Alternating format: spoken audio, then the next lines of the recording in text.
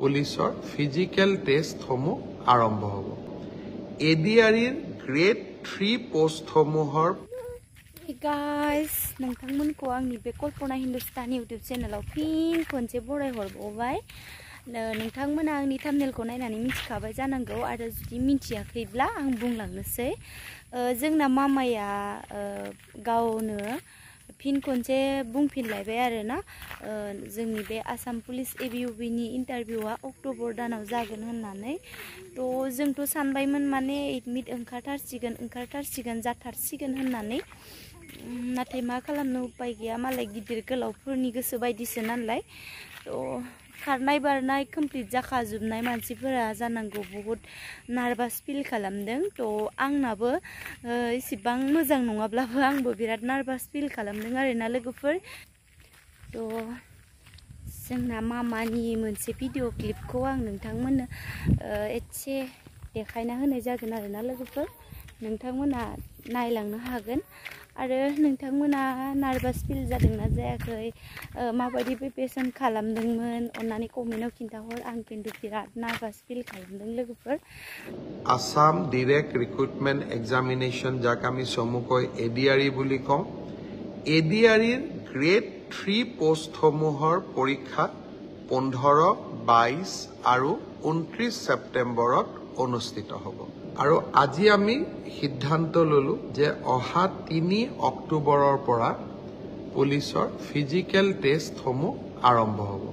মই আকৌ এবাৰ কৈছোঁ যে গ্ৰেড 3 পোষ্টসমূহৰ বাবে ইণ্টাৰভিউ 15, 22 আৰু 29 ছেপ্টেম্বৰত অনুষ্ঠিত হ'ব।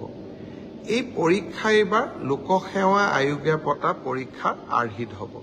প্ৰথমতে প্ৰিলিমিনাৰী পৰীক্ষা হ'ব, তাৰ পিছত মেইনছ হ'ব আৰু মেইনছৰ পিছত আমি ভাইভা প্ৰক্ৰিয়াৰ মাজেৰে আমি সমগ্ৰ ইণ্টাৰভিউ প্ৰক্ৰিয়াটো সমাপ্ত কৰিম। बिदिनो आङो फिसालाखौ लाफानानै फिल्डआवहाय रानिं खालामनो थांनो गोनां जायो आरोना लोगोफोर। जिहेतु मोनसे सिमां दङ नालाय, गोदो हाबा जायै समावबो थ' बेफोरबायदि रावबो आयदा होग्रा गैयामोन। नाथाय दा माने आयदाबो एसे मोनबाय नालाय फिसालाखौ लानानै नै बेफोरबायदिनो थांनाय जायो आरोना।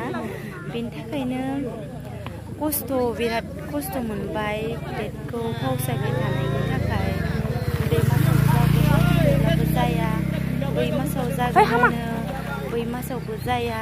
बेनि थाखायनो नों मा खालामदों? खारनाय बारनाय कमप्लिट खांनायनि उनाव इन्टारभिउनि एडमिटआनो फैयैनि थाखाय दुखु मोनदों। बाट जोंना मामाया डिक्लार होदों अक्ट'बराव जागोन होननानै। थ' अक्ट'बराव जागोन होननानै आसा थालायबाय आरोना, गोसोआ माने अक्ट'बराव जासिगोन होननानै आसा थालायबाय। मेरिटफोरनिया बिराद खस्थ' जायो आरोना, साख्रि नागिरनाया गोबां खोथा खोनासंनो गोनांबो जायो। नोङो लाइक हाफ पेन्ट गाननानै खारनायाबो सहस नङा, मानसिफोरजों बिराद बुंजानो गोनां जायो।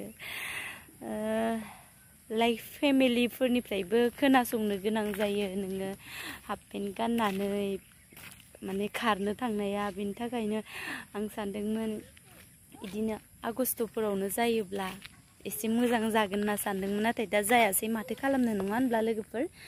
खोनासंनानै थानांसिगोन, बिदिनो उपाय गैया आरो माथो बुंबावनो। नोंथांमोनाबो नार्भास फिल जादोंब्लाबो नार्भास फिल जानो नाङा। आंबो बिराद नार्भास फिल जादों, अब्लाबो आं गावखौनो गाव स्ट्रं लाखिनो नाजानानै एकदमबारे नेथारनोसै आरोना खारनायफोरखौ मोजां माबानो। जोंहा पापाया जि दुस्थ', अखा एसे हादों नालाय दैस्लुं दैस्लुं गेलेनो नागिरगासिनो, हनै आखाइ हमनानै बोगासिनो आंखौ। आरो मोनसे खोथा, जाय आंनि चेनेलावहाय गोदान फैदों प्लिज अन्नानै चेनेलखौ साबस्क्राइब खालामनानै गालां।